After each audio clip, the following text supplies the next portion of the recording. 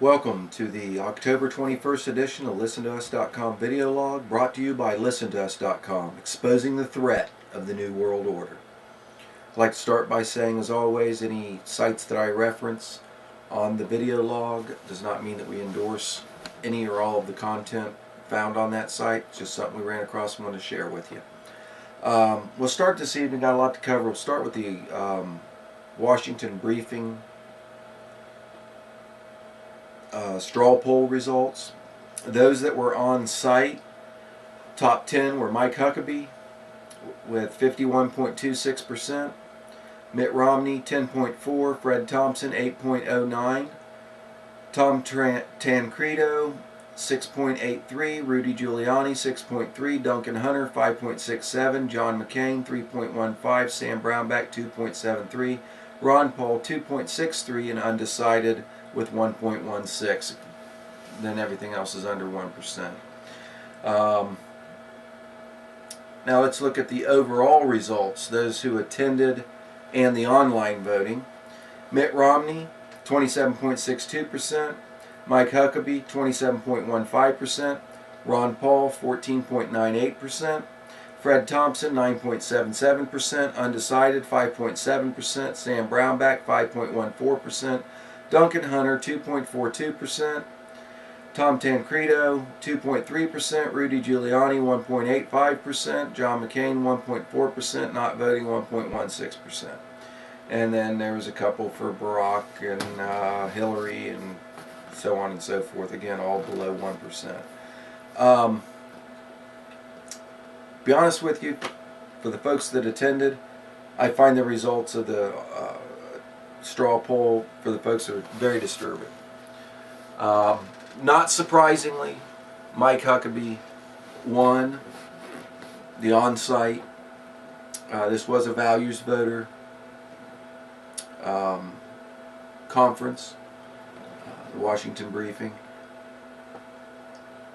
and he made a good showing. Other than his stance on Iraq, I pretty much was with him all the way. A couple small things, increasing government control over certain things. I'm not going to get into a whole discourse about it.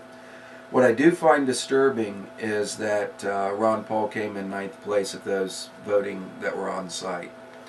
The reason I find that disturbing is because that tells me how inflamed the Christians are, of which I am one, about issues of gay marriage and the gay agenda overall, the war, and things of that nature. And the reason I find it disturbing is because I think that Christians would like to see legislation in place that, because of the attack that we've been under, that stifles the rights of others as our rights have been stifled.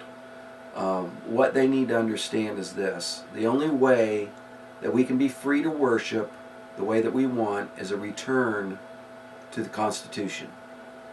And there's only one candidate out of all of them that is an advocate for the Constitution, the document that made this country into the world power that it is.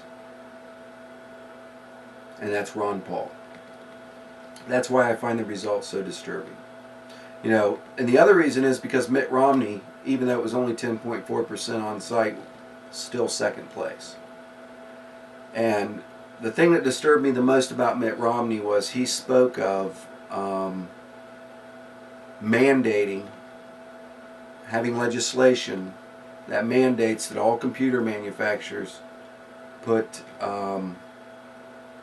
internet filtering software on the computer. Again, enabling government to tell us what we should see and what we shouldn't see. What's next? Will the internet software filter out sites like mine? Okay, that are Christian sites devoted to exposing the threat of the New World Order? 9/11 Truth, is that next? Anything that the government deems as unworthy for us to look at? Or worse yet, are afraid for us to look at? Is that next? That's big government. That's infringing on our rights. As vile and as offensive as I find internet pornography and the danger that it presents to our children, I don't believe it's the government's responsibility to filter my internet. It's my responsibility for me to police what comes into my home.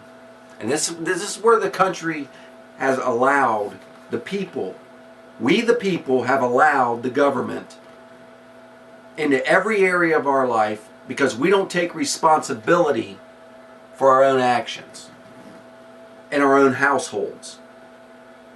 And this is where folks need to wake up and quit trying to legislate morality. I'm sorry.